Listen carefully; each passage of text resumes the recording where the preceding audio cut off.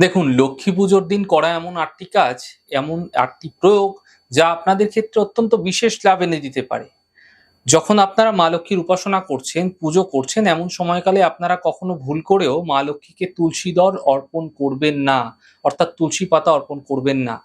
দ্বিতীয়ত বলি, আপনাদের ক্ষেত্রে যখন আপনারা পুজো করছেন, যখন আপনারা উপাসনা করছেন, এই পুজোর সময়কালে, এই উপাসনার সময়কালে আপনারা আপনাদের বস্ত্রের রঙের দিকে বিশেষ খেয়াল রাখবেন। এক তো কালো রঙের বস্ত্র আপনারা ব্যবহার করবেন না। মা লক্ষ্মীর কৃপা লাভের জন্য কালো রং অত্যন্ত বিশেষ অশুভ। তাই কখনোই কিন্তু মা লক্ষ্মীর পূজা উপাসনা করার সময় কালো রঙের ব্যবহার করবেন না। চমকদার রং পরা যেতে পারে, হলুদ রং, সাদা রং, কমলা রং, লাল রং, গোলাপি রং এগুলি ব্যবহার করতে পারেন।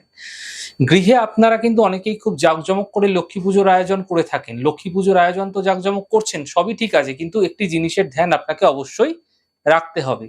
আপনাদের ক্ষেত্রে আপনারা নিজেদের মধ্যে কোনো রকম কলহ, কোনো রকম বিবাদ, কোনো রকম ঝগড়া এই দিন করবেন না।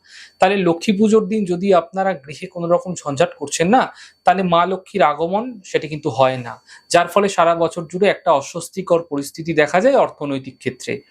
দেখুন, চতুর্থত বলে রাখি, আপনাদের সাথে এমনটি হয়েই থাকে যখন আপনারা পুজো করছেন, পূজা উপাসনার পরবর্তী সময়ে আপনার আশেপাশের মানুষকে আপনাদের প্রসাদ বিতরণ করতে যান আপনারা অনেকে। আপনাদের গৃহে কিন্তু অনেকের বাড়ির প্রসাদ প্রসাদ দিয়ে যায়। তো এমনটি হয়েই থাকে অনেক সময়, যদি আপনার কোনো কাজে ব্যস্ত আছেন, বললেন, "না, প্রসাদ আমি এখন নেব না, পরে নেব।"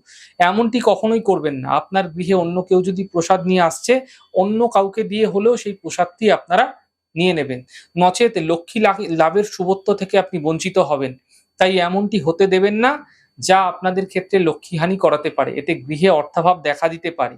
পঞ্চমত, এই দিন আপনারা ভুল করেও ঘন্টার ব্যবহার করবেন না। মা লক্ষ্মীর উপাসনা চলাকালীন, মা লক্ষ্মীর পুজোর দিনকে, কোজাগরী পুজোর দিনকে আপনারা ঘন্টার ব্যবহার, কাঁসরের ব্যবহার করবেন না। শব্দের ব্যবহার পূর্ণ বর্জিত শাস্ত্রে বলা হয়েছে। তাই এই দিন আপনারা কাঁসা ঘন্টার ব্যবহার বন্ধ করুন। এতে মা লক্ষ্মী চঞ্চলা হয়ে যায়। দেখুন, ৬ নম্বর বলি, আপনারা যখন আপনার গৃহে পূজা উপাসনা করছেন, যেকোনো ধাতব বস্তু দ্বারা কিন্তু পুজো করতে পারেন। কিন্তু মাথায় রাখবেন, যদি কোনো আপনারা লোহার কোনো বস্তু ব্যবহার করছেন পূজা উপাসনার ক্ষেত্রে, লোহার কোনো বাসনে ব্যবহার করছেন, এমনটি কিন্তু ভালো নয়, এমনটি কিন্তু শুভ নয়, এমনটি এভয়েড করুন। লক্ষ্মী পুজোর দিন যদি আপনারা লোহার বাসন ব্যবহার করছেন না, এতে লক্ষ্মীর আগমন তা কিন্তু বাধাপ্রাপ্ত হয়ে থাকে। তাই অন্য কোনো ধাতব বস্তুর প্রয়োগ করতে পারেন, তাতে কোনো বড় সমস্যা নেই। যদি আপনারা মা লক্ষ্মীর পুণ্য কৃপা লাভ করতে চাইছেন, তাহলে কোজাগরী পূর্ণিমার দিনকে আপনারা রাত্রি জাগরণ করুন। যেহেতু কোজাগরী পূর্ণিমা, অর্থাৎ কে জাগরে, এই থেকে কিন্তু কোজাগরী কথাটি এসছে। অর্থাৎ কে জেগে আছো। তাই এই দিন রাত্রে জাগরণ করলে মা লক্ষ্মীর পুণ্য কৃপা আপনারা লাভ করতে দেখতে পাবেন।